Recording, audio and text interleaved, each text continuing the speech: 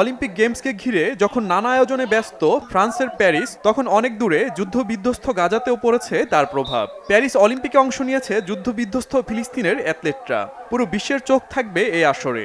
আর একেই পুঁজি করে বিশ্বের কাছে ইসরায়েলি আগ্রাসন আর নৃশংসতার বার্তা দিতে চায় গাজাবাসী। তাই তো অলিম্পিক গেমস শুরুর আগের দিন ধ্বংসস্তূপের উপরই আয়োজন করে 2 দিনের ফুটবল টুর্নামেন্ট। যে কোনো সময় মাথার উপর পড়তে পারে বোমা, তা জেনেও খেলার মাঠের আনন্দটুকু পুরোটাই উপভোগ করতে চায় তারা। এক মুহূর্তের জন্য হলেও ভুলে যেতে চায় মৃত্যু ভয়কে। ফ্রান্সে অলিম্পিক গেমসের আয়োজন করা হয়েছে, সবার চোখ এখন সেখানে। ফুটবল আমাদের প্রিয় খেলা, আমরাও খেলতে জানি, কিন্তু ইসরায়েলি আগ্রাসনে আমরা সবকিছু থেকে বঞ্চিত হয়েছি। বিশ্ববাসীর কাছে আহ্বান, তারা আমাদের দিকে নজর দেবে। ইসরায়েলি হামলায় এরই মধ্যে ধ্বংস হয়েছে গাজার সব খেলার মাঠ, ক্লাব এবং স্থাপনা। মৃত্যু উপত্যকায় পরিণত হয়েছে পুরো ভূখণ্ড। তবু দমে যায়নি ফিলিস্তিনিরা। নিজেদের বেঁচে থাকার অধিকার নিয়ে কথা বলতে জানে তারা। তাই জাবালিয়ায় ধ্বংস হয়ে যাওয়া ধূসর আশ্রয় শিবিরে আয়োজন করেছে এই ফুটবল টুর্নামেন্ট। আয়োজক বাস্তুচ্যুত ফিলিস্তিনি, দর্শকও সেই বাস্তুচ্যুত ফিলিস্তিনিরাই।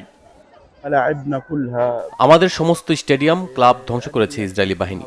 আপনি দেখেছেন, আমরা আশ্রয় শিবিরে থাকা একটি পুরনো ফুটবল দিয়ে খেলছি। এই আশ্রয় শিবিরটিও তাদের বোমায় ধ্বংসযজ্ঞে পরিণত হয়েছে।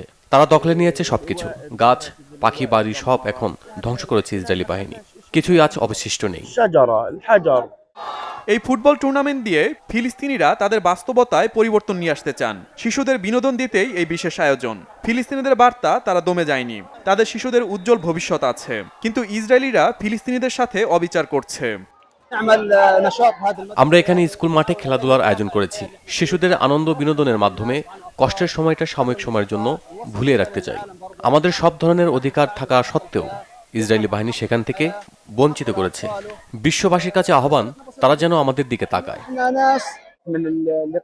উত্তর গাজার ফিলিস্তিনিরা ক্ষুধায় মরে যাচ্ছে, আমরা বেঁচে থাকতে চাই। বিশ্ববাসীকে বলতে চাই, উত্তর গাজার দিকে নজর দিন। এখানে কি ঘটছে দেখুন। আশ্রয় শিবিরে এই বেঁচে থাকা আর মরে যাওয়া সমান।